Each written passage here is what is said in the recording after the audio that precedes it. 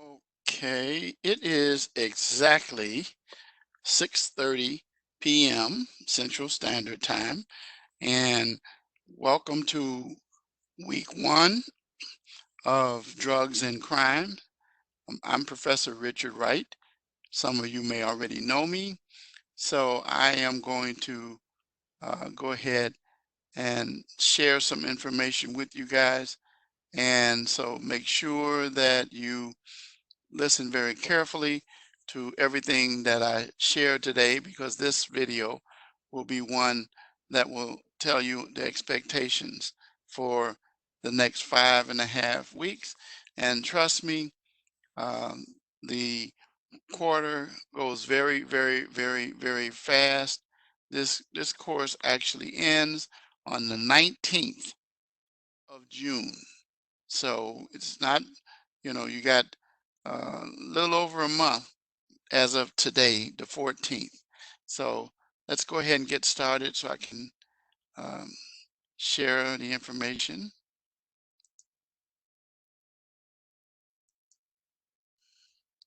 Okay, first of all, my information is up here at the top, and it tells you my name is Richard Wright. It gives you my phone number. Now that phone number that you see in there, 630-660-8480, is my cell phone number. And that's the best way to be able to reach me. If you want to reach out to me and call me, that's the number to call. If you're going to text me, that is the number. Now, the statement that's in this box says students can feel free to call me, text me, or email me any hour of the day except the 25th hour of the day. Now, you're going to learn that I mean what I say when I say that. The 25th hour of the day, if you call me, text me, email me, I will not get it. I won't respond to it. You figure out why that takes place. I do want to say though that when you do call me or text me or email me, but particularly when you call me or text me, make sure you identify yourself and also say what course you're in and what the issue is or the assignment that you're specifically needing help with. I respond pretty quickly to students when they reach out to me, very, very, very fast. And all my students that know me, they know that's just how I roll. Now, one of the things that I want to stress to you is that I'm very, very big on the rubrics. I stress to you to follow the rubrics because the rubrics line up with what's in the module, and it also happens to be the guideline that I use for preparing your grades.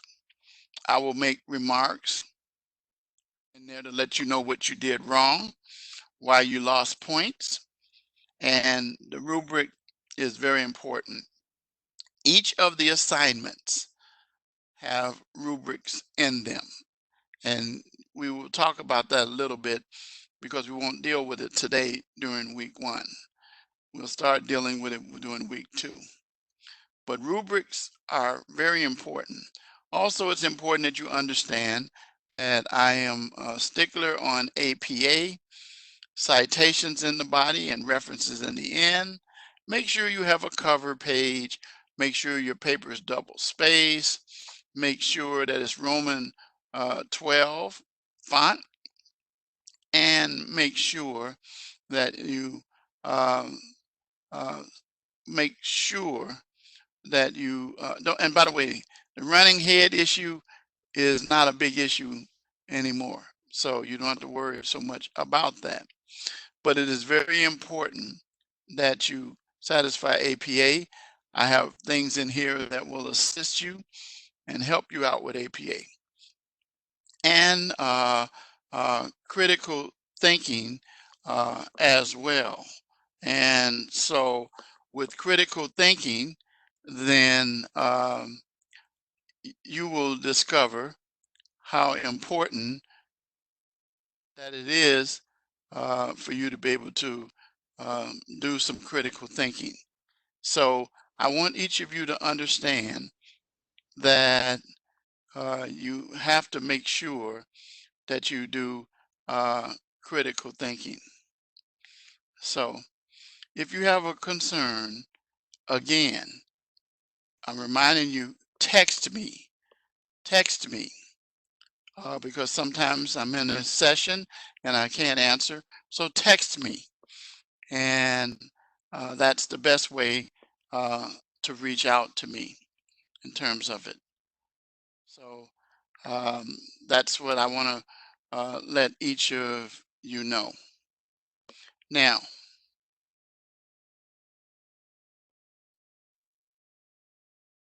now, let's see. Wait a minute.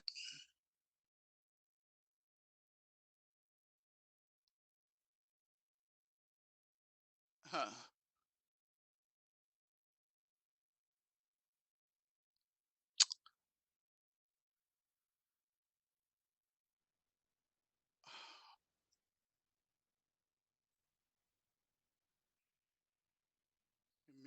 Let's see.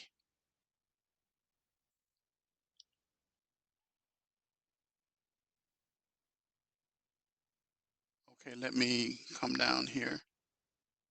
Let me go back into this. Okay.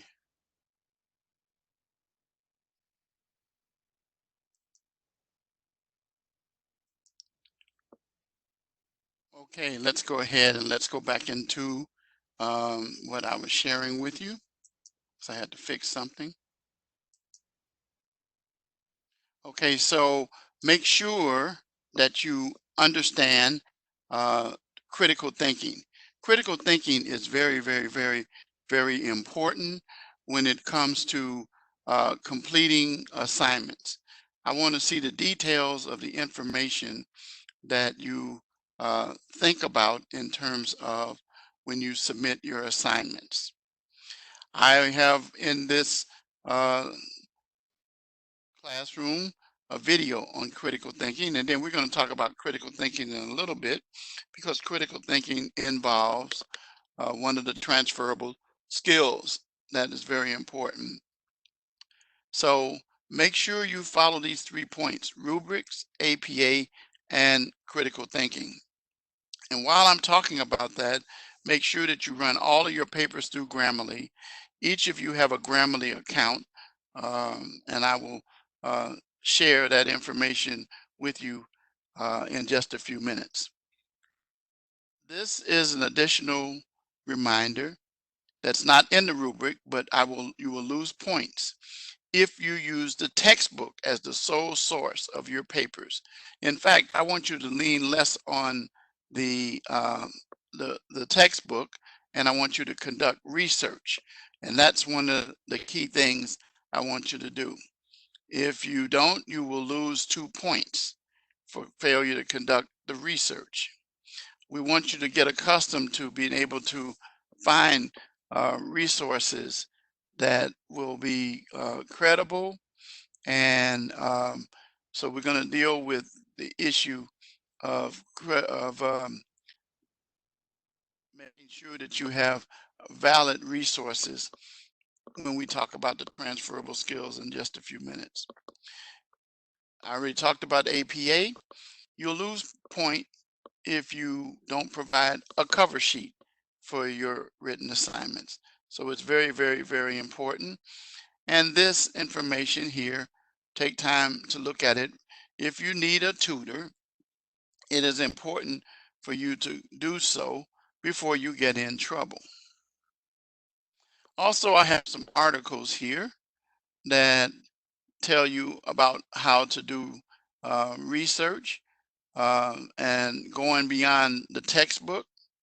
And it tells you about how to write, and it deals with critical thinking as well. And these are articles that you can download and save for yourself. Analytical tips also go with critical thinking as well. Okay. Then there's the reference for criminal justice students, and that information is such that you'll be able to reference materials that are valid so that you can use them in your assignments when you complete your assignments. Don't worry so much about the information concerning annotated bibliography. Okay. Now, this link here provides an interesting article, The Crisis Next Door. And if you click on this link, you'll learn something about it. We'll talk about this during one of our lectures as well. But it is a very important link when we deal with drugs and crime. Critical thinking video. Here's a video that can help you to understand critical thinking even more. Eventually, you will take a course on critical thinking. Rubrics are located in each written assignment and course project, which is what we call them in this course. And you'll see that starting next week. You won't see it today because you'll see why when we go over the assignments for this week. This is a reminder about our live lectures. The lecture that's taking place right now will go until roughly 8 o'clock. And then starting next week on Monday, the 18th, lectures will be from 8:30 to 9:30. Now you must attend those lectures or listen to the recording for the key phrase that I will provide during each of those situations. So it's very, very, very, very important. This is information in here that will stay in the course page, cover page, course home page, that tells you about the writing process, and it helps you to understand the process for getting your writing completed. This is the important APA. If you click on this and open it up, it provides many resources to help you deal with APA. So I would invite you, even dealing with plagiarism, dealing with references, in-text citations, how to format your papers, and everything. So take time to click on that, and you can utilize that to help you. Very important in your papers. All right. So now let's go to the welcome announcement. Each of you should have seen this. This announcement will be visible for the whole course. So you'll have a chance uh, to see this in the course. And when you see this, you should be aware of the fact that it tells some things that are highlighted, like a student lounge, course wall, course mail rather, and your syllabus, your calendar, which we're going to go over in a few minutes, and your syllabus. General course questions. If you have a general question, not one that's private, you can post it in there and anyone, including students, can answer it. The resources tab, which we're going to visit in a few minutes, is where you can find some of the valuable resources that you already have on your course homepage. Your report tab is where you get your grade book. And then here's some information here. And again, this again elaborates on the lecture that's taking place right now. And then it tells you what the schedule is for the rest of the quarter. Okay. But pay attention to each of these highlighted points. Very, very, very important. So now let's go to the syllabus. Well, before we go to syllabus, I want to go to the resources tab. It's over here, and it tells you some things that are very, very, very important that you have to deal with. And I want you as students to be aware of what you have to deal with. And I want you to make sure make sure that you're familiar with the resources tab, because it talks about APA, it talks about Grammarly, Noodle, your writing guide, and tells you how to set up an appointment with the librarian. Our librarian is Dennis Johnson. You see his name right here, the second name here. And then you also have information here about academic integrity. Now, I'm going to take a minute now and I'm going to take off my headset, and I want you to why I talk about APA and this. So this is about 4 minutes. So pay attention.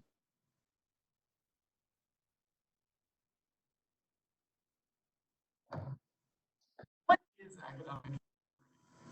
Academic integrity is making decisions in academic life based on honesty, trust, fairness, responsibility, and respect. This means being honest and working to goals.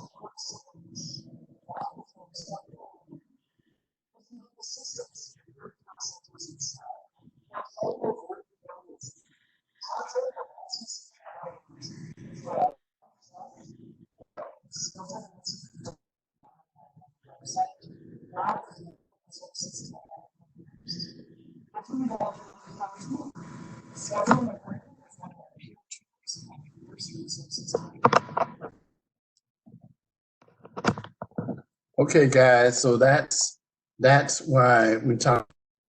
Pretty, very important. Few things that still you can find. Here is that page the one that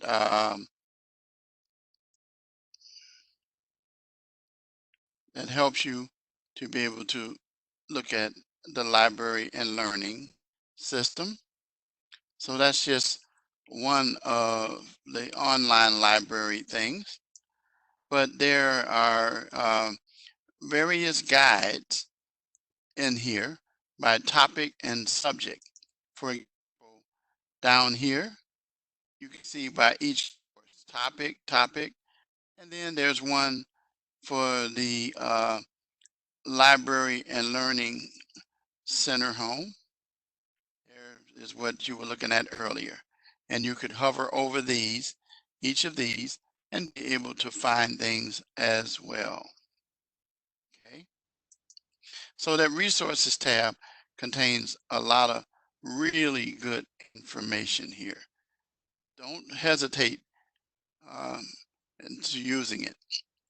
So now the last thing I want to talk about on this page is the transferable skills information. Now, we have identified here at this school that there are 6 transferable skills that employers have noted to us through our advisors and our advisory boards, and then also just by communicating with employers, period, we recognize that these transferable skills are important. And so we incorporate these in each of your actual assignments, whether you realize it or not. And we get you to the point that we want you to be um, so accustomed to doing these that you don't even think about it. It just becomes second nature. So 3 of these, the first 3, involve individual activities, such as critical thinking. I've already talked about that, so I'm not going to belabor that point. Digital fluency. Everything's digital these days. You have these cell phones now that are here now. Every one of us has one practically, and it has various apps, or apps short for applications, for information that you utilize in terms of finding things. You can do everything on your phone, including keep your textbooks. So you got to be able to utilize that, and you got to be able to use things like Word. You got to be able to use Excel. You've got to learn how to use Adobe. And then above all, you have to learn how to navigate your Blackboard classes and understanding how they work, as well as dealing with your emails, dealing with um, the information from WebEx and how to use those things. So digital fluency is something that employers want you to be able to do. And so you have to be able to be proficient in using these tools. Information literacy. This gets back to a point that I want to bring to you, and you'll see it during the course of the next 5.5 weeks. Use credible sources, reliable sources. And there are some things out there that are not worth using in the academic aspect or educational field. One website that I highly recommend that you pay close attention, never use because you will lose a lot of points, is Wikipedia. Wikipedia is a system that is not web-based. It is based on Word, and which means anyone can change the information on that page. So we don't encourage using that. So the first 3 skills, critical thinking, digital fluency, information literacy, are skills that you as individuals apply in terms of being able to succeed in your employment opportunities. And now we want you to see the next 3, and these are collaborative activities. Communication, written and oral communication, is so important. Understanding nonverbal language. If I say this, that means no.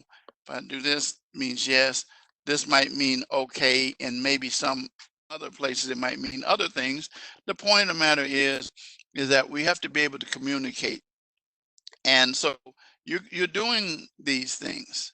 Diversity. I am part of the diversity inclusion committee of this school. This school is made up of people from various cultures, various backgrounds, various beliefs, various sexual preferences, and so we respect those, and recognizing that we operate in a form of sharing empathy with dealing with someone's situation. Don't shoot people down just because you disagree with them. And so we're going to get you to understand that you're going to deal with people from various backgrounds and walks of life, especially in criminal justice. And you'll see that reflected in some of your assignments before you leave this class and other classes as well. Teamwork. Working together with individuals from various backgrounds and perspectives. You're going to have people who are who are experts, for example, in science. We in criminal law, when I was a police officer, when I was um, a defense attorney dealing with that, I forensic people, medical examiners. So you worked with law enforcement, you work with prosecutors, you work with defense attorneys, judges, probation, parole, correction officers, and the list goes on. And so we work together as team. So how do we do that here in this class?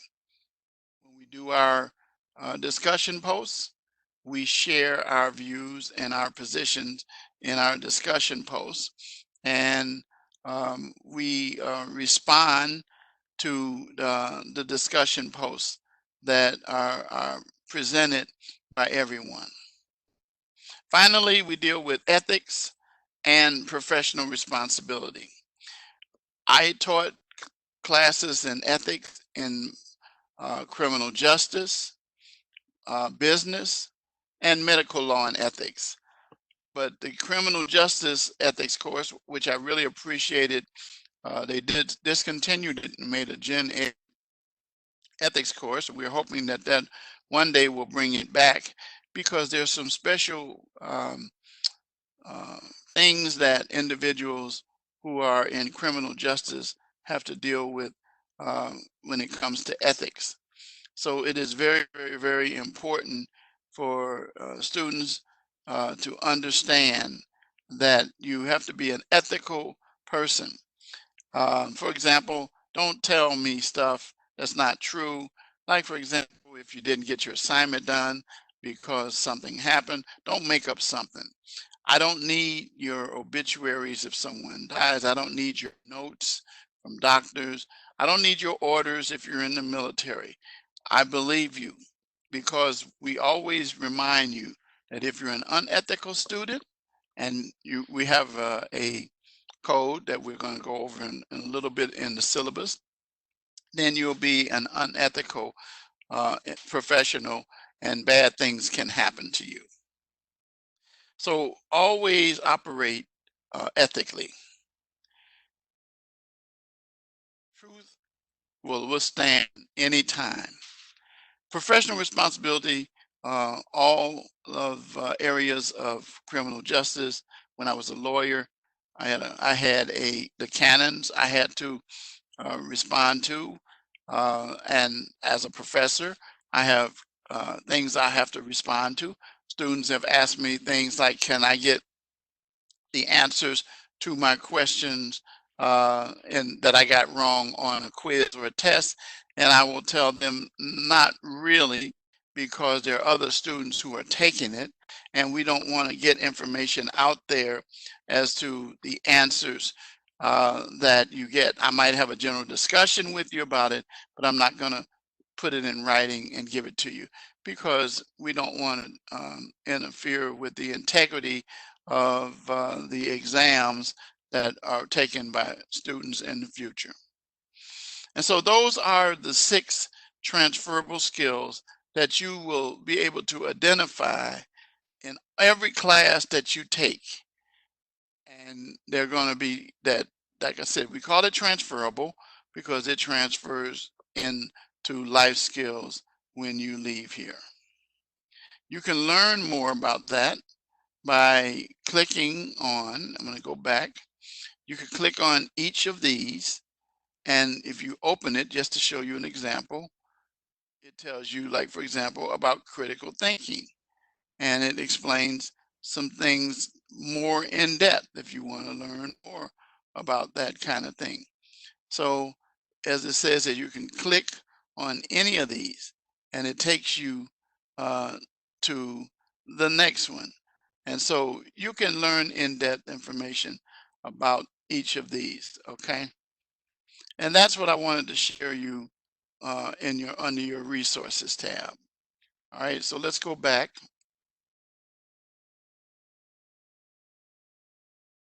and let's look at the syllabus. The syllabus provides an agreement between you and me, my name, my phone number, which you already have, email. This is some information that you already have from the course homepage. And this tells you um, what the textbook is and that what you utilize, which you have that in a digital form. We talked about digital fluency a little earlier. And the course requirement, you have discussions. Discussion posts should be detailed. They shouldn't be brief. They should demonstrate some thought. And so the syllabus makes it clear. And then also there is a rubric that is also on the course homepage as far as discussion posts are concerned. So we make sure that you provide some thought, put some thought into research. We do appreciate more than one reply post. We also appreciate when you provide citations in the body and references at the end, though they are not required. And then I'll talk some more about the parameters of when discussion posts are due in a few minutes.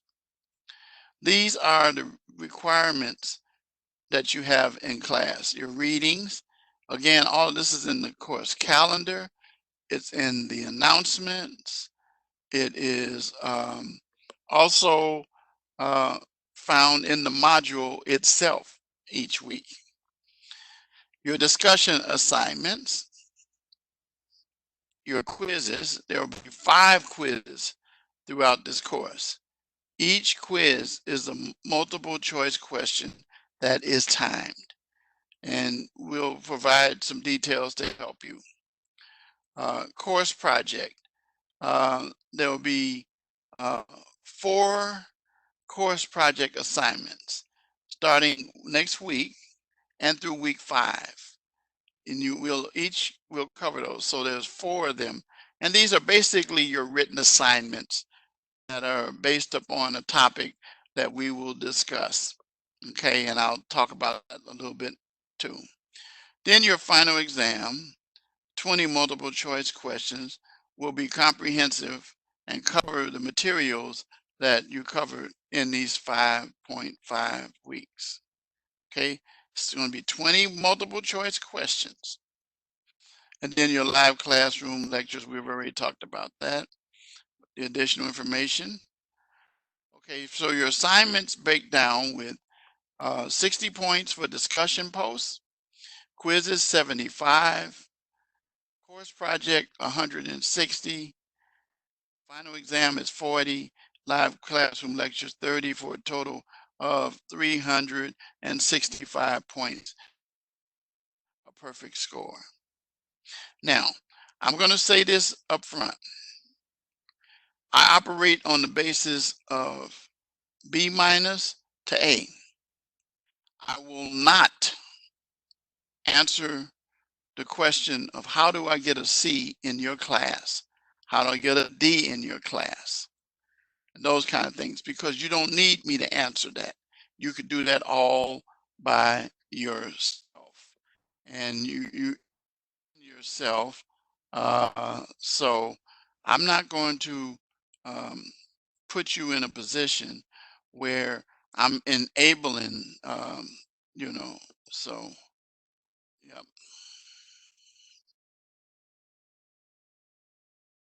I find myself saying over and over and over and over to students, and they try to ask me this, don't do it. You can come back to this lecture and you'll hear me say what I said because I'll direct you back to it.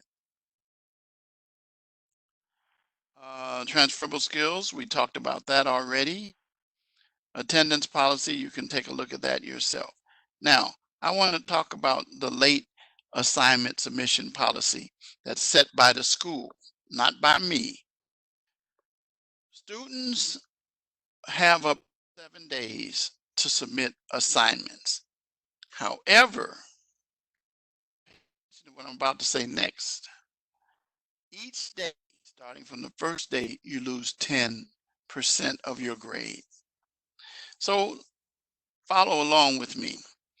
Sunday, if the assignments due Sunday, and it's a good paper, perfectly done, you satisfied the rubric, you satisfied the module, and it was classy paper, but you turn it in on Monday, well, then you're going to get possibly a 90, Tuesday, an 80, Wednesday, a 70, Thursday, a 60, then Friday. So if those 60, you're in a D to F stage. So even with those next 2 days, it doesn't matter. Now, um, you should be aware of that, okay? And that's where it comes from. Assignment,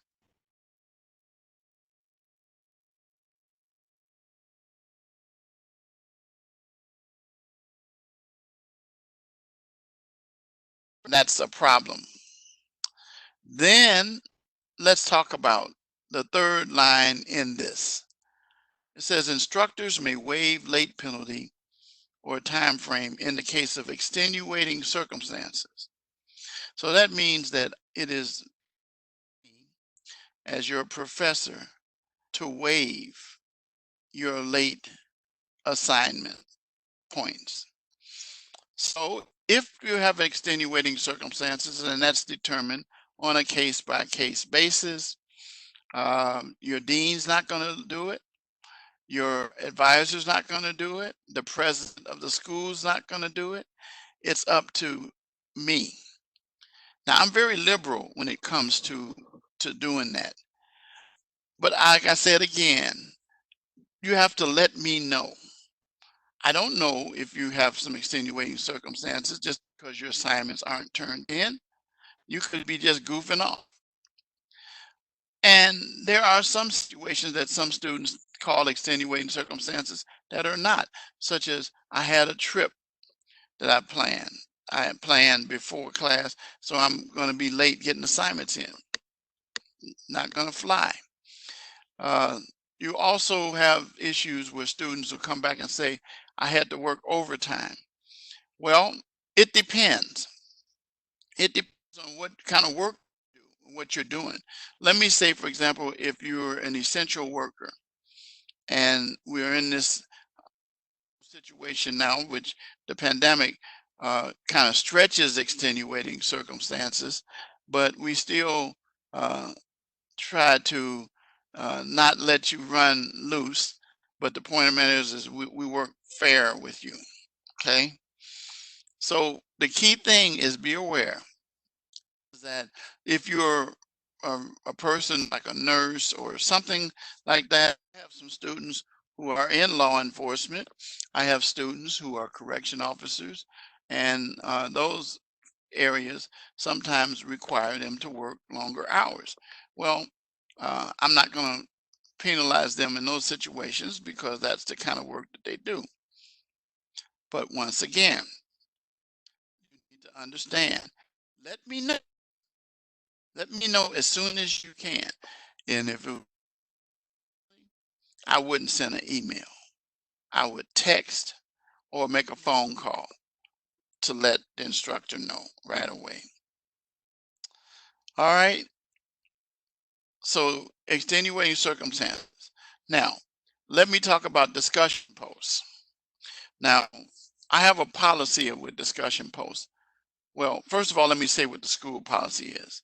It says discussion posts must be submitted in the week of the discussion. If it's after that date, it says it will not be accepted. Well, I'll accept it, but you'll have a 0. So I guess that's the same thing. But there are students who don't understand my rules. The discussion posts generally are initial posts on Tuesday nights, reply posts on Saturday nights, 11:59 p.m. Central Standard. By the way, where I am is where the time period works, not where you are. And so anyway, the point of the matter is this, is that you have to submit your information in the timely fashion. So if you submit your discussion posts after 11:59 p.m., then you're late the next day, and I might, did you hear me, might take points off. I take 1 point for each day it's late. Not 10%, but 1 point off, which is kind of like the same thing. And so the point of the matter is that if you submit, and by the way, this week it's different because of the fact that Tuesday you couldn't have submitted your initial post because we just started classes on yesterday. Okay. So now the point I'm saying to you is that you will lose points. Now, if you submit your initial post late, which would mean no later than Saturday, 11:59 p.m. Central Standard Time. I'm not talking about this week, I'm talking about in the normal course, then you will lose points for each day that they're late. If you submit a reply post after having done that, then if it's Sunday, I will deduct 1 point and give you credit for that. Now that's not what I have to do, but I want my students to help you. But if you submit both your initial post and reply post on Sunday, no deal. It's all over and it's out. So get into your head the idea that discussion forums change each week. Therefore, there'll be a different topic. And so if you submit your assignments for discussion posts next week, then uh, they're not going to be accepted. Okay. So that's what I want to say about discussion posts. Incomplete grade, um, you need to talk to someone about that. So, so under no circumstance, um, under no circumstances, the students submit work after the last academic day of class, unless an incomplete has been requested. And again, I don't discuss that with you. You look at this and you do what you need to do. Included in this is the academic integrity policy, which I highly recommend reading it over. And when you get to plagiarism, remember, plagiarism can come in the form of a high Grammarly check. If you get 25% or more when your papers are run through Grammarly, I did point out to you under resources tab that you each have Grammarly accounts and that you should run all your papers through Grammarly except your discussion posts. Okay. All right.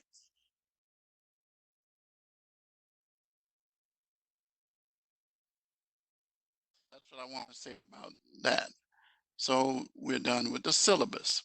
So now let's go and take a look at the course calendar. Here is the course calendar.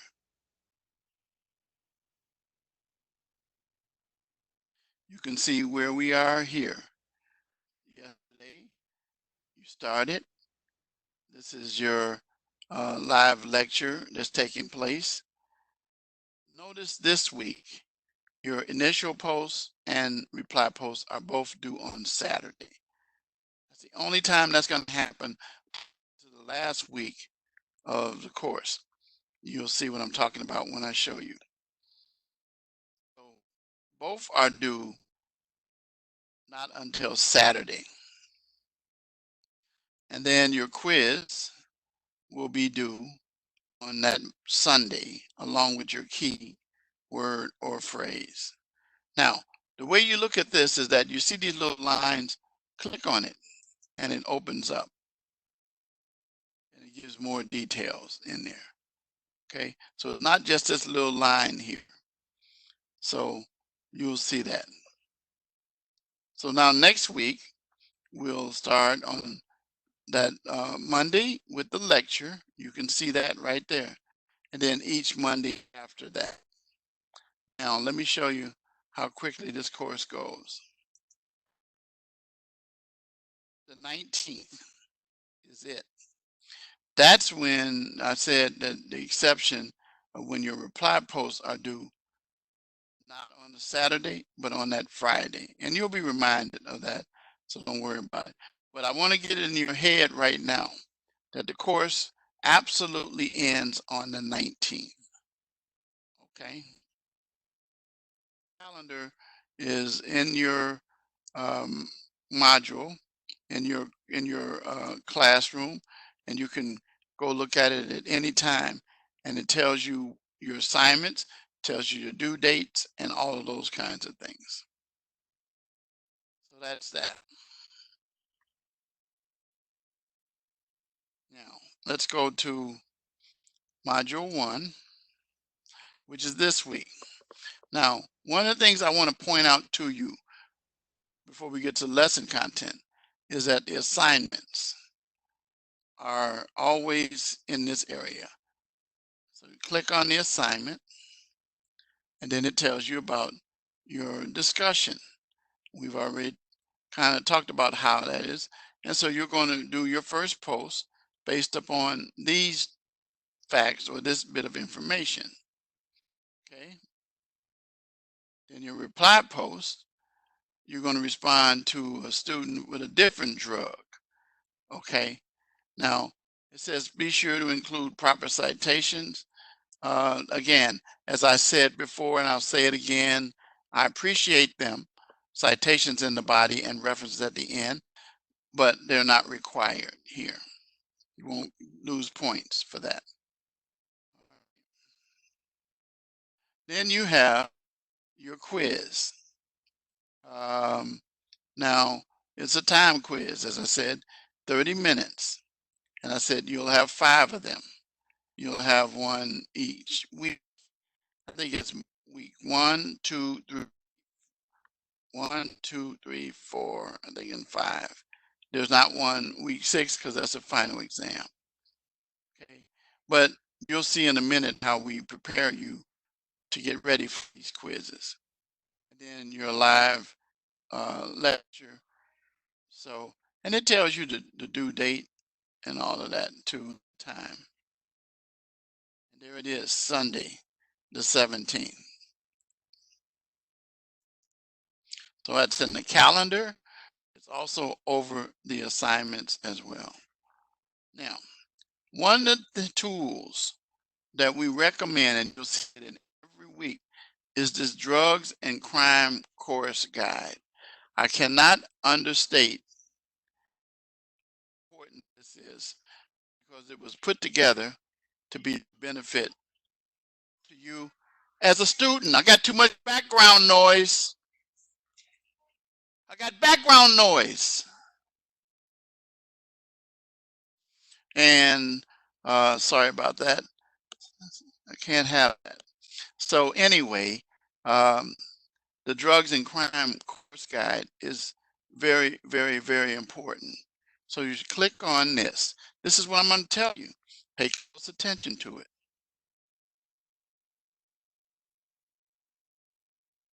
And it tells you each of your assignments on the weekly module tells you your discussions.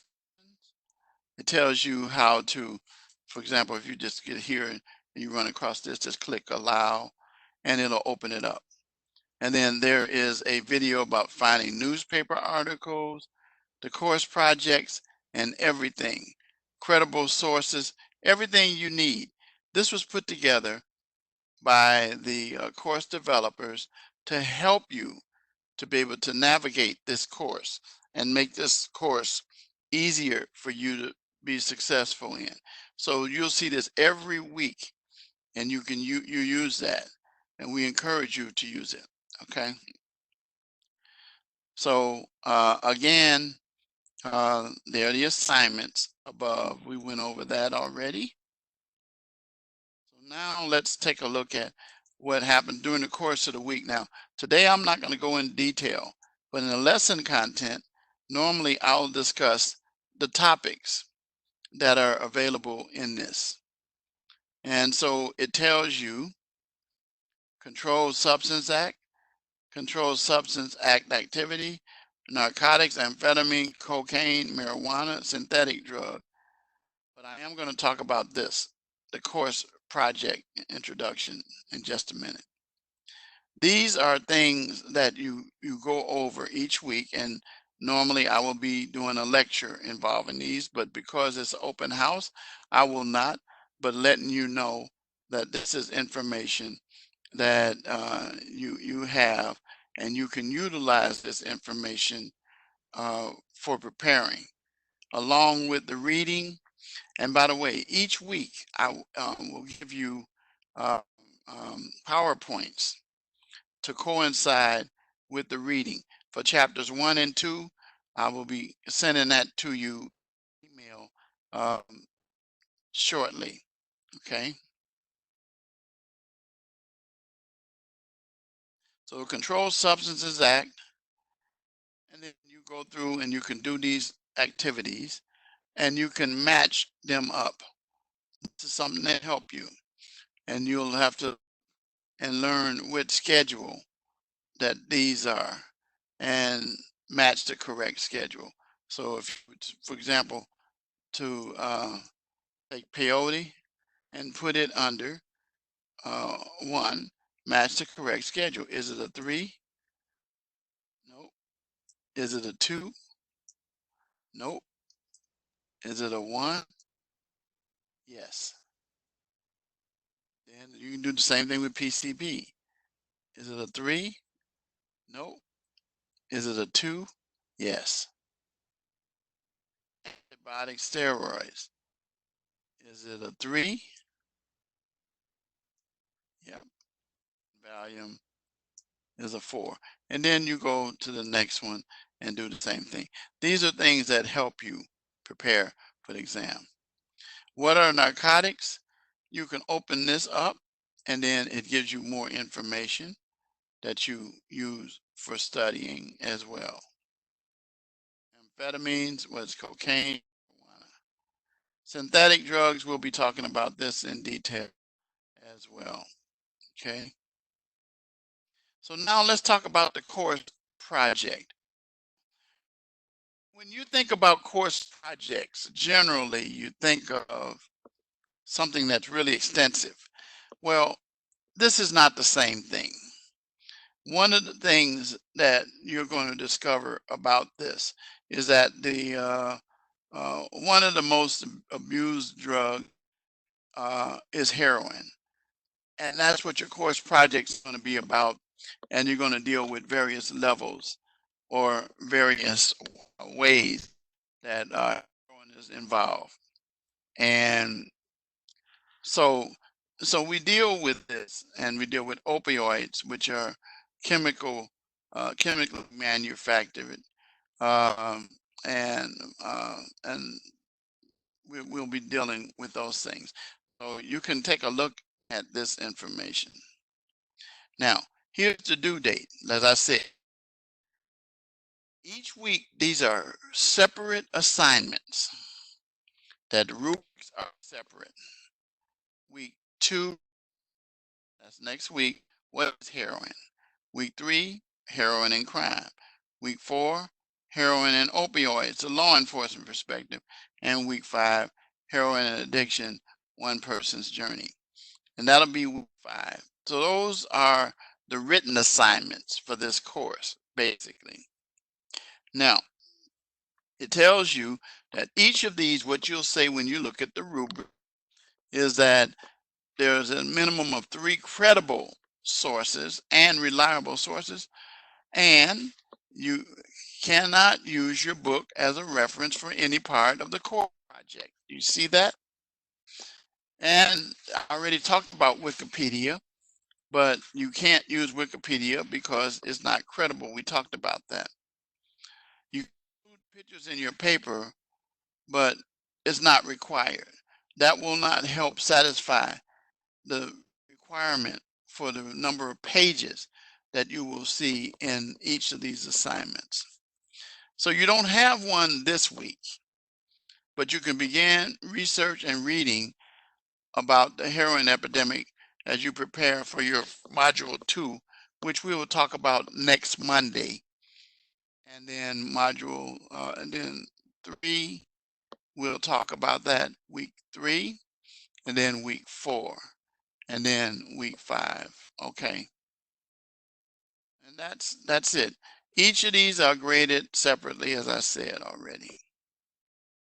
And that's really it. That's the course project. So you understand the common point is we're dealing with heroin because that's where we have our epidemic that's going on in this country as far as drug use is concerned. You're going to hear me say over and over again, there's a correlation between drug use and crime. And it's very, very, very, very real. Okay. So that's the materials for week 1. Okay. Next week, we'll deal with this.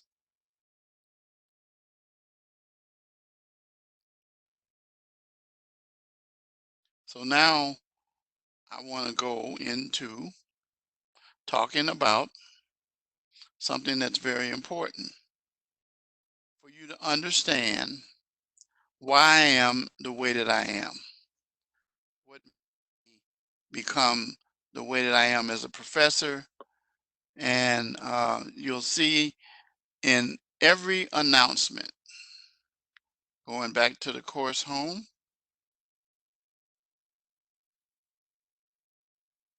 you will see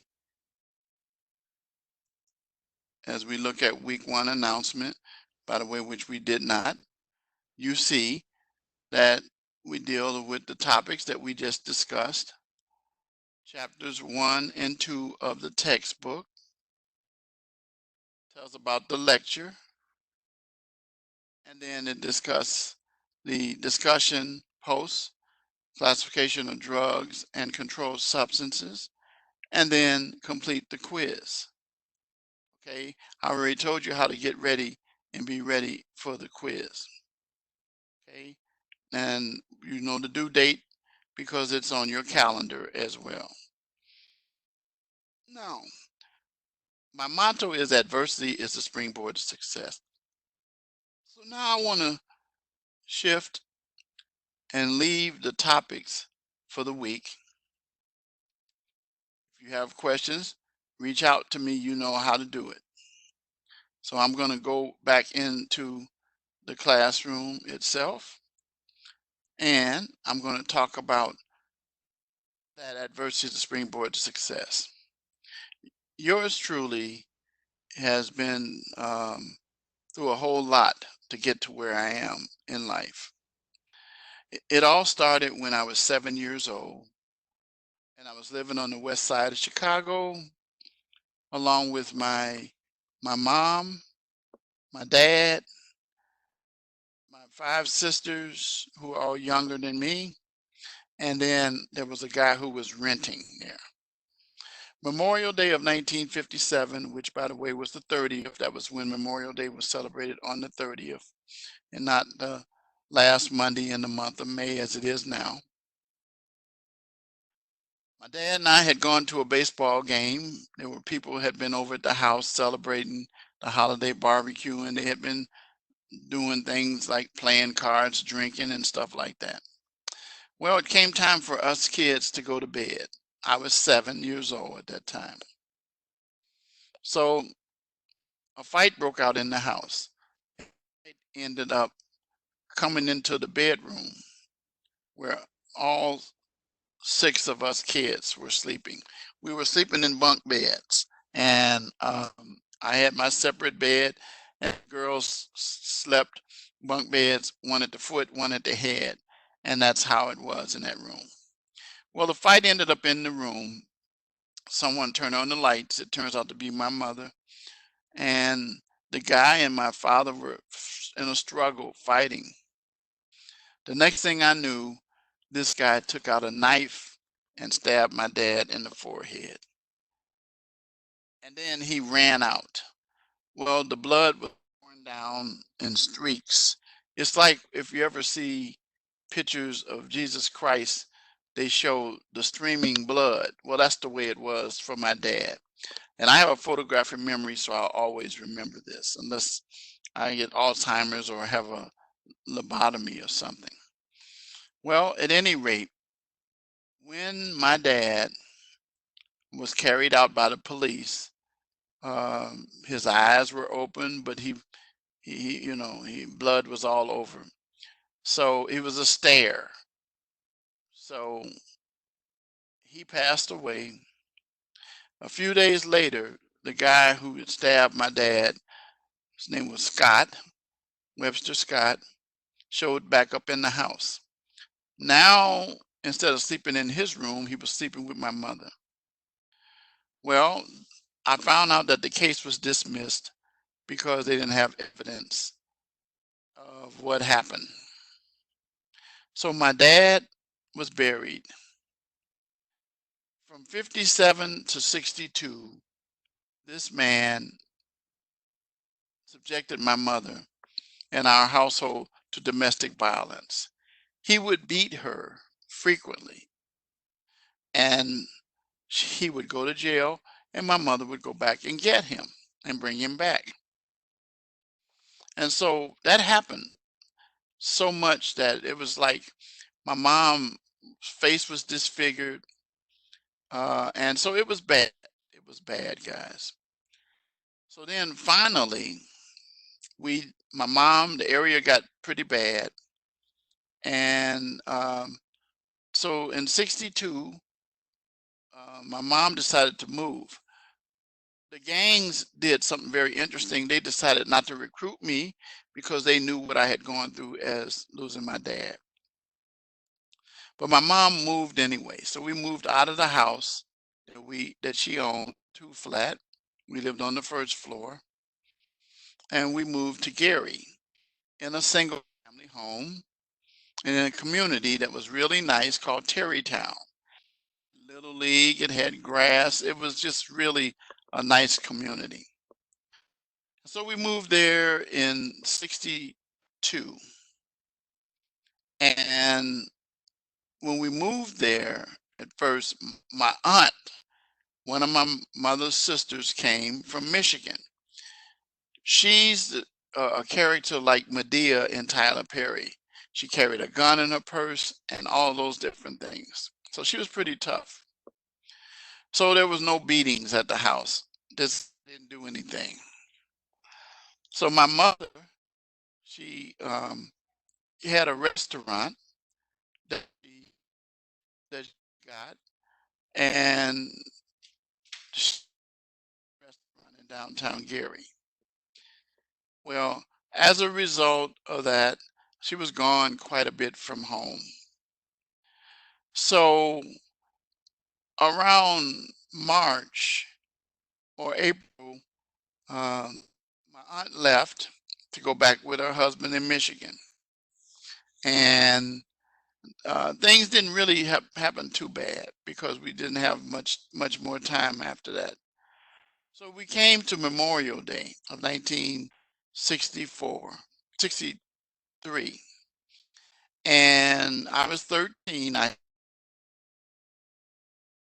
So what happened is my mom left me in charge of the house. She and Scott, they left. They went down to the restaurant in downtown Gary. And so I put everybody to bed that evening. And then early next morning, smoke woke me up. And I went into the kitchen and I saw that there was a whole lot of smoke. So I opened the door to the side of the house to let the smoke out. Well, I saw my mother's car pull away. And then I opened up the oven and discovered that there was some barbecue in there. What we discovered later was that this man had come in to turn the gas on and thought we would die, but it didn't happen. By the way, I need to tell you that my mother had two more girls after my father was killed, and these were fathered by this man.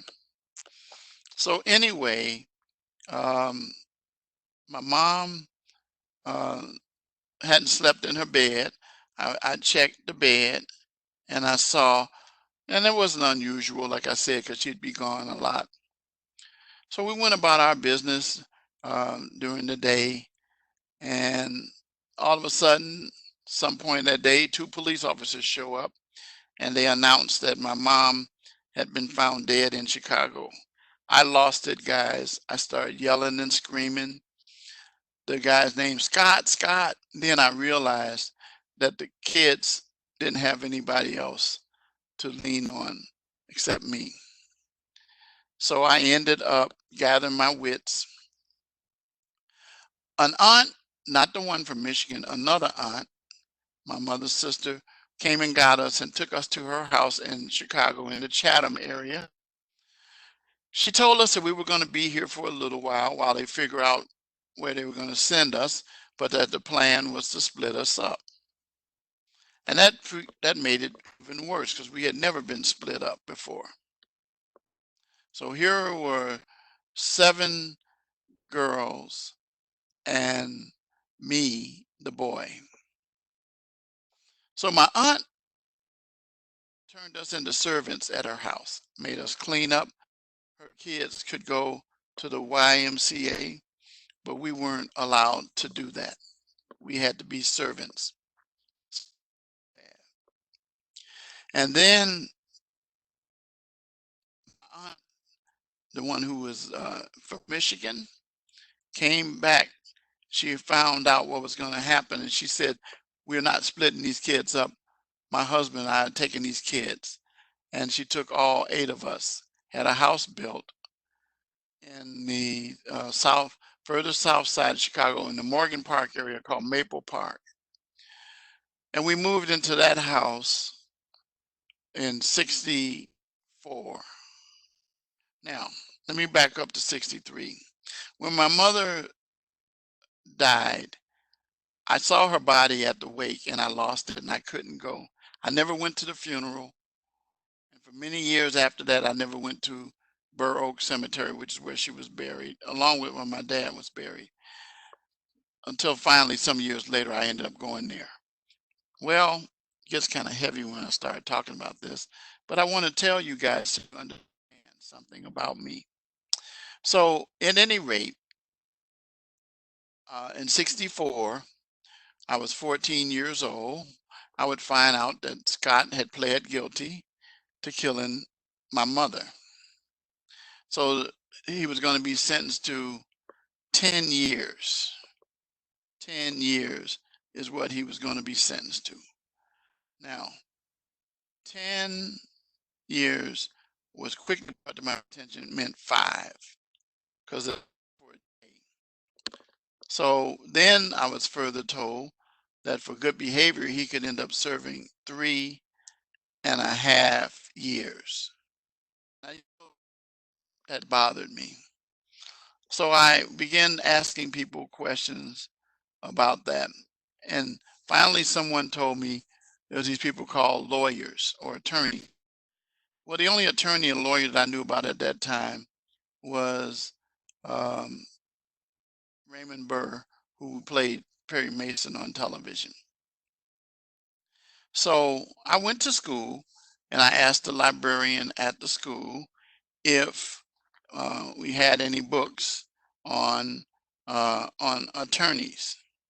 And so I was told that the books on attorneys that we had was just one book. I checked that book out, took it home, read it cover to cover. The next day, anybody I met, I told them my name is Richard Wright and I'm going to be a lawyer. Well, when I said that, boy, I started getting resistance. Remember the aunt that said that we were going to be servants and we're going to be split up?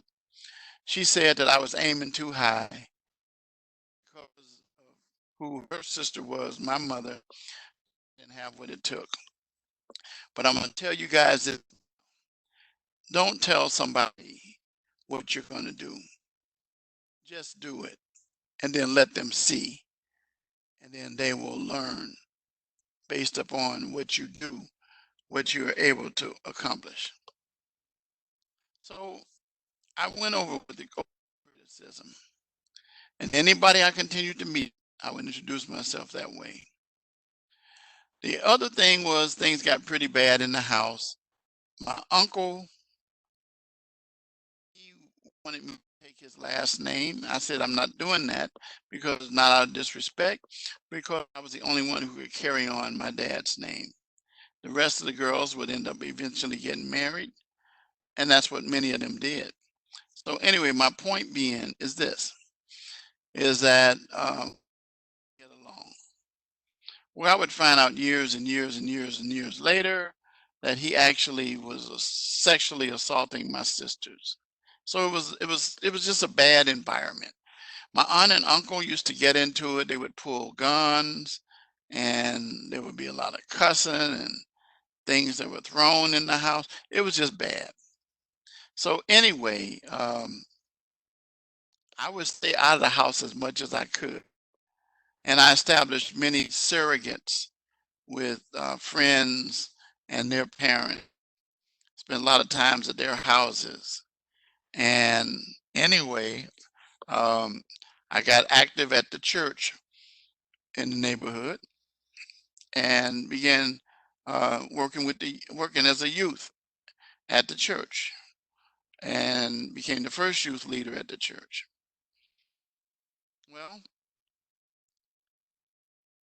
I was having so much trouble with my aunt and uncle that I heard this lady on the radio and I liked her voice. So I went and found her and asked her to be my mother. Here was this 14-year-old kid. And then back in those days, 14-year-old kids were little kids. So I asked her to be my mom, and she said she would be my friend. And so I said, well, okay. I says, um, thank you. So she said she'll just be a good friend.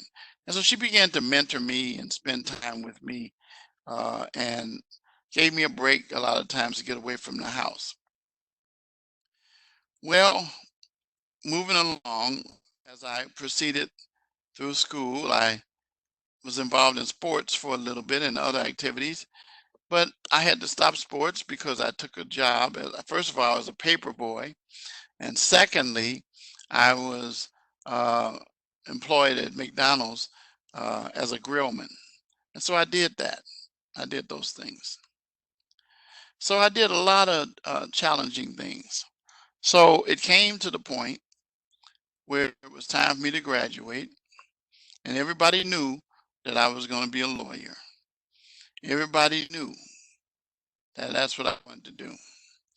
I tried to use the route of going to the FBI, and then, but the FBI rejected me. And I found out later the reason is because I was a minority. J. Edgar Hoover, who was head of FBI, was rejecting um, minorities and women summarily.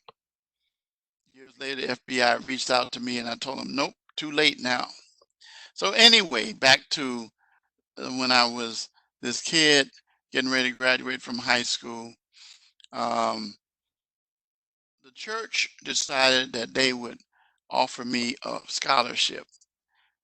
Only thing that my aunt and uncle had to do was sign for it, but they refused because he didn't want to let her do it.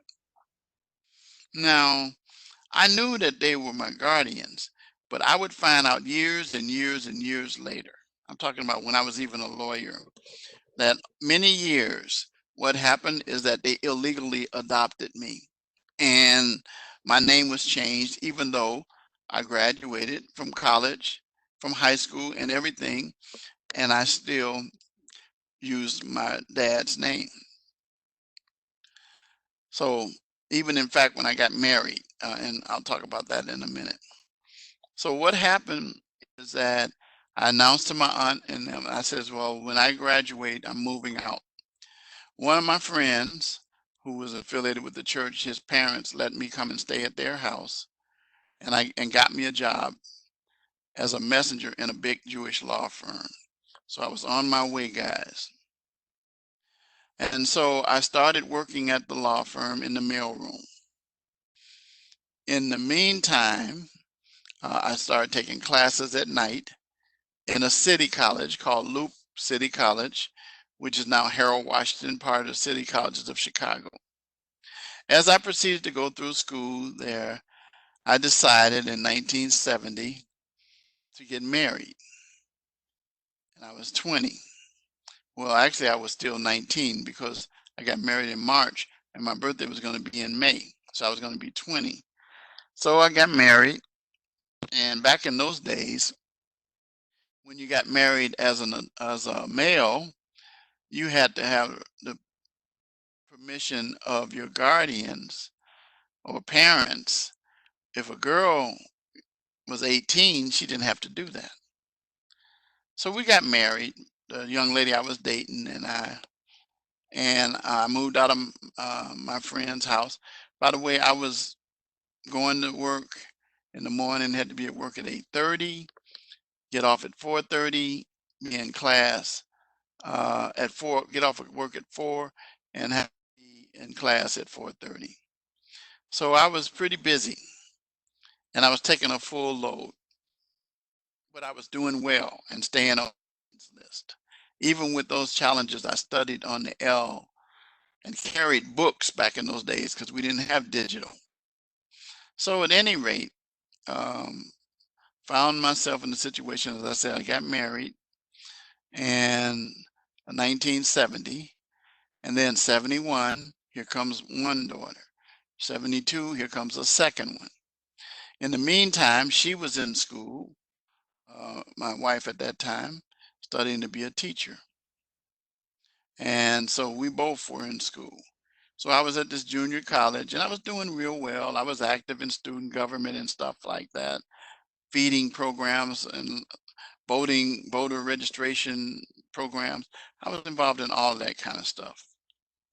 Finally, it reached a point where it was time for me to leave, and I went to Roosevelt University, which is a four-year institution in downtown.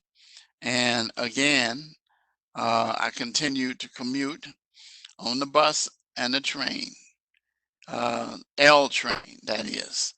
And I would study on the train, and I would sometimes fall asleep at the end of the line. But I still kept my grades up. So in the meantime, um, we found ourselves in a situation where at the law firm took me from a messenger. Now, when I was a messenger, I met people like Ray Kroc, who was the chairman and founder of McDonald's, and he mentored me for a few years, about a couple of years a year or so as I was a messenger. But I kept growing. Now, when I would go to work, I used to wear a white shirt and tie. Most of the guys didn't wear white shirts and ties when they were in the mailroom. They wore polo shirts, but I stood out. So then the law firm, which I had been working since 69. Around 70, they moved me into the file department, and then I became a file clerk there. And then I moved up into a law librarian because something happened to the law librarian. And so I took that job. And then finally reached the stage where while I was working as a law librarian, filing the books away, being the custodian of the books, I started paying attention to what was inside the books, and I taught myself how to do research. And so the law firm then took me and made me what was called a law clerk. And I'd go to court, write memos and briefs and things of that nature. Today they call them paralegals. In the meantime, it came time for me to take the LSAT test, which I didn't do too well in. But that didn't discourage me because I decided I'm going to keep going forth even with that. By the way, you should be aware that as I speak now, the LSAT is being done away with by most law schools because they found out that it really wasn't a good measure of how successful you would be, as yours truly is an example of that. So anyway, came time to apply for law schools. The rule of thumb was to apply for a minimum of 3 so that you can have backup. I said, I'm doing that. I'm applying to one school and one school only, the one that I'm going to go to. And that was Northwestern University School of Law. I had my mind set on that school from years and years before that. Well, I got the application catalog. It was about 6 pages long, not the catalog, but the application.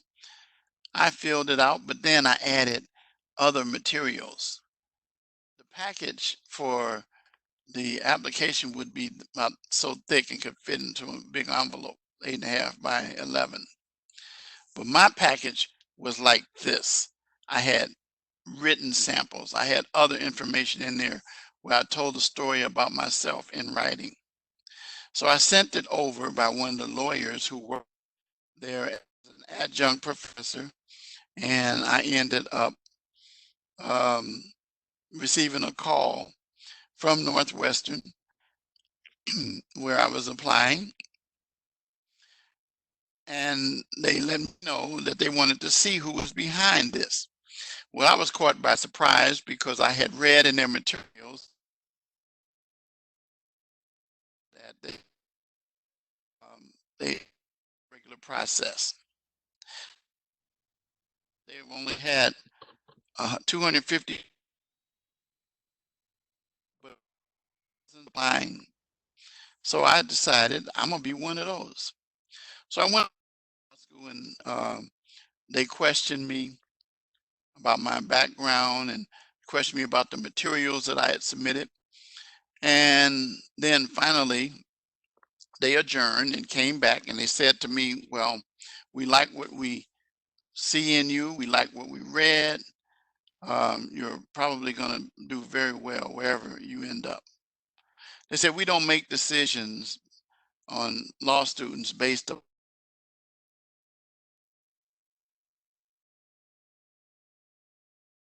decided to do with you is we're going to send you some correspondence in the next few weeks that we think that you're going to like. Well, that was their informal way of telling me that they liked me and wanted me in their school. So I got accepted into the class of 1978, which started in 75. Well, immediately found out that at the law firm, they were happy for me and everything, that I had to leave working because the first year of law school at Northwestern, they didn't have night school and they didn't have night school period, but they did not allow you to work in the first year. So I had to stop. Well, I had graduated with honors from Roosevelt with my degree in political science, minor in accounting. My first wife, she graduated from Chicago State University as a teacher and began working for the Chicago Public Schools. So I started my classes that were pretty challenging and tough. But then shortly after we started, the Chicago Public Schools did something they hadn't done, and they went on strike. And when they went on strike, I was left in a situation where pressure just kept building up on me. We ran out of money.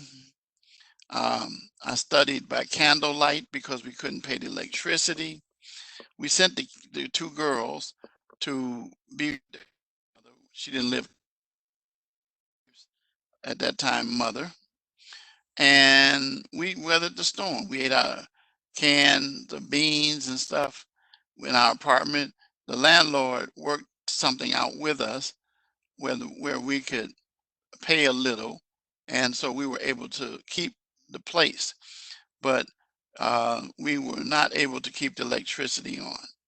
And so, as I said, I studied by candlelight. So it became really, really tough. By the way, by this time I had a little car. The people that I lived with, my friend's dad, sold me his car for $300 and I paid him 25 bucks. So I had been basically paying while I was in um, heading to law school. And so anyway, found the situation where it just got too much. So I went to one of my professors named Joyce Hughes, and she was teaching class, and I told her that I was going to have to take a leave. She said, before you take a leave, come to my office and talk to me. So I did. I went to her office. She sat me down, stood in front of the door, told me there's only one way out, and that's through this door. But you got to go through me. And the only way you're going to be able to go out this door is if you tell me you're going to stick it out. I will help you. I will be a support to you. I don't have any money, but I will help you.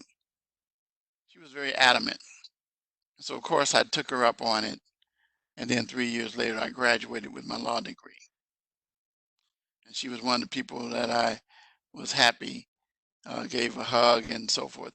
By the way, she's at the law school now, even still teaching. I go back and visit every now and then, and I see her. She now has white hair, and if those of you who go on Facebook, you'll see pictures of her and I, as well as some of my classmates. So anyway, what I was going to tell you is that while I was at the law school, one of my classmates, a guy by the name of Bob Pincham, he was actually a year in front of me, introduced some of us to his dad, who was a distinguished criminal defense lawyer, and he also was a lecturer at Northwestern in trial advocacy. And so he got to know me because I would go to his house and about what I had gone through. Said you needed closure. To the criminal courts building. It's called the Layton Courthouse now, 26th in California, which is the main courthouse in Cook County, and had them to pull the records and get me copies for my files. I have them to this day. Well, Judge Pincham, he later became a judge.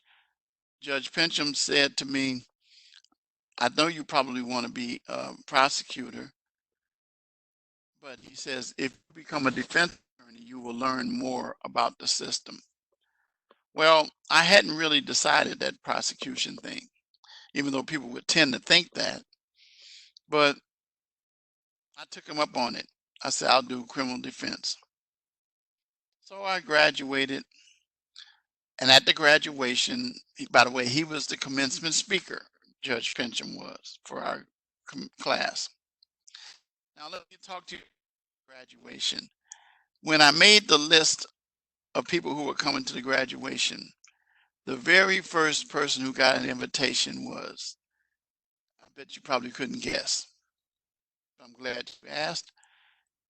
It was the aunt that told me I couldn't do it. I got her an invitation. She came along with the aunt that I'd stayed with that gave her husband gave us a hard time. And the lady that would later, She later became my mother, who became mentor. Mary D is her name, and then she later really adopted me and helped me get my name back legally in 80, 85, 85, yeah, 85, no, 84, 84. So at any rate, I found myself at the graduation, and this was the first time that she actually owned up to me as her nephew. A lot of people there knew her, but they didn't know she was my aunt. But she was all braggadocious. It was just terrible. It was crazy. So I never corrected her even then. So anyway, I went on about my life and graduated and went back to the law firm where I worked. Corporate law was all right, but I didn't really want it. I wanted criminal. So 2 years after law school, I left the big law firm and started my own. First, I started working with other attorneys. I didn't like their ethics and practice, so I started my own practice on my kitchen table. Well, I found myself making about 5 grand that first year, which was hard to support my family. Well, next thing I know, my practice took off because I started doing radio. Came up with a show called Know Your Rights, which was spelled WRIGHTS. And my phone number was 974-4487, which spelled rights on your phone, WRIGHTS. And so I began to hire other attorneys, and I was on several radio stations. So my practice was doing pretty well. Well, my first wife and I ended up going separate directions. We ended up splitting in 87 and were divorced. In 88, I met a young lady who was a client, and we started dating, and invited me to come. Motto at their church was God is able for that year. And so anyway, found myself in the situation where she and I got closer. And oh, and by the way, let me back up. My first wife and I, when I graduated from law school, we had one more child. It was a girl. So, yeah, so I just had 3 girls. So then this second wife and I got married. And then I started my life in a new direction. I had been out partying. I didn't drink, I didn't smoke, I didn't do drugs, but I was out there with the women. But and I was doing pretty good financially. So at any rate, I reached a stage where I said, I'm going to go in a new direction and start living my life as a Christian. And at that church, the church wasn't called God is Able. The name of the church was Victory, but their theme was God is Able, based on 2 Corinthians 9 and 8. So I liked that. So I took that and made that a part of my whole life. And people began to know me by that. I used it on my radio show. And so anyway, this young lady and I got married, the man who performed the ceremony. And I ended up becoming a member of the church. Well, her mother became the village president or mayor of a town called Ford Heights and needed a village attorney. So I ended up becoming that village attorney. But I told her I needed to carry a gun. She said, you can't carry a gun unless you're a police officer.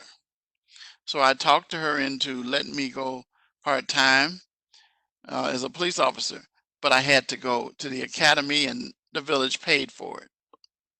So I began working as a part-time police officer. And then it was determined that the chief of police was crooked. And so I became an investigator when the new chief came in. So I was involved in police work in the seminars and so forth. 89 to 93, I had my badge and my guns. And so I did all of that. In the meantime, I would find out that my second wife and my former pastor were carrying on. Well, by this time, we had a little girl who was born in 1990. So here I am, 4 girls now, by 2 different wives. So at any rate, um, I decided I couldn't go through that. You know how I felt about affairs, because that's what resulted in my dad's death. So anyway, I ended up getting a divorce from her. And then I met this young lady, and I went to a Christian bookstore, and she was working in there. Well, she and I became friends, and I left that other church and going to their church, her and her mother's church. Well, we started dating seriously, and then we got married in 1994, July the 28th. We just celebrated 25-year marriage last year and working on 26. So anyway, she and I got married. I told her I was going to be retiring from being a lawyer coming up soon, and I had a plan that within 4 to 5 years I'd be retired. Now, I didn't have a lot of money set aside, but I did want to focus on ministry. So in 99, 95 rather, after we got married in 94, here comes our first child. It was a boy. He just celebrated 25 years of birth, May the 12th. And so I had a Richard Jr. And so anyway, then the next thing I know, here comes a girl. And then here comes another boy. And then finally in 2008, here comes a girl. So anyway, here I was, a situation with these kids. So anyway, I retired from being a lawyer in 2000, began working as running a janitorial business for service merchandise. I also did closings for a title company for people who financed their house, and I taught special education dealing with behavioral disorder kids. And so I found myself, you know, doing all right. But then the janitorial business went under because service merchandise went out. And so I increased my closings with the title company. Bought a house, had it built in 1999 in Richton Park, Illinois, south suburb of Chicago. And so um, we stayed in that house until 2011. And so we had some challenges because the businesses would go up and down because I was self-employed. And other than the teaching, which didn't make a whole lot of money.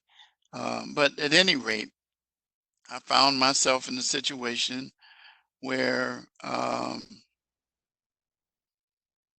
it came to a point that my wife's mom got sick and passed away in 2011. And that's why we moved out of that house.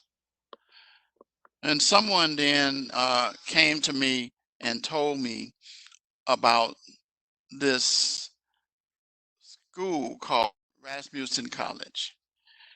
And so I had never heard of some research, and I found out something that made me decide to take a part in it, that the chairman of the board was the former president, one of the former presidents of Northwestern University, not the law school, but the university itself. So that was pretty big. So I took a job as an adjunct professor. We moved out into near Romeoville in a place called Plainfield. And then I ended up applying for the job, got hired to teach business law at Rasmussen College residentially. And quickly I let the dean know that I was a criminal justice person, and he switched me that 2012 in the winter quarter in January into criminal justice. And I started teaching classes. One of the classes I taught is domestic violence, and that was residentially.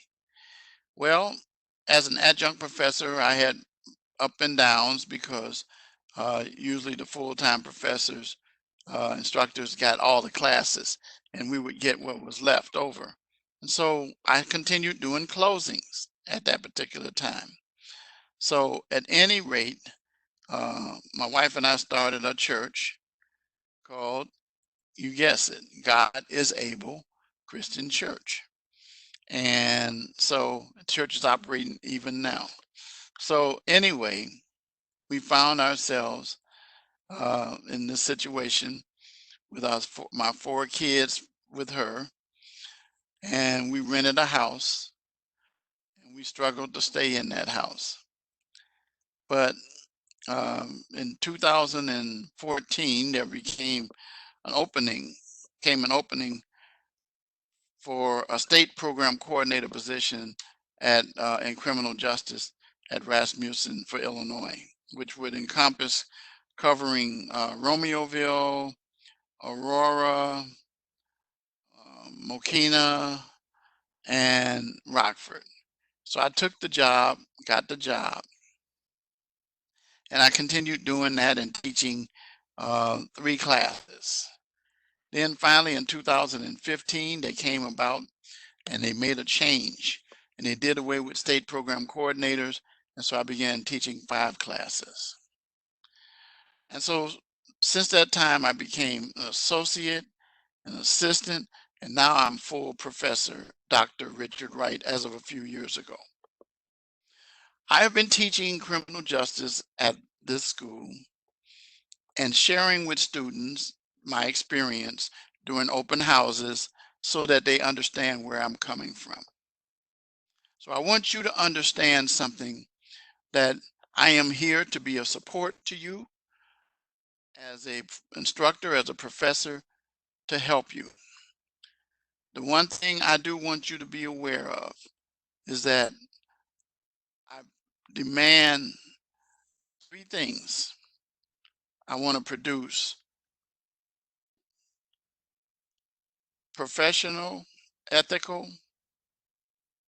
and ethical, professional, and educated criminal justice individuals. That's my goal. And so you guys in this class for the next 5.5 weeks will have a chance to have me to be able to be tough on you, but firm and fair. And at the same time, I encourage you to stand. Remember, we are a team. I'm the coach and you're the players. And let's get things done that we need done. And so that's why adversity is a springboard to success for me. Don't let situations stop you. I am driven by adversity. It's like fuel to a car. And that's how I operate. And so with that, before I say good night, I want to give you guys a key phrase. And that key phrase is very simply drugs and crime. Give me both of them. I'll say it one last time: drugs and crime, to get your points. All right, with that, I'm going to good night to you. And I look forward to seeing many of you on next Monday when we go our regular hour-long class.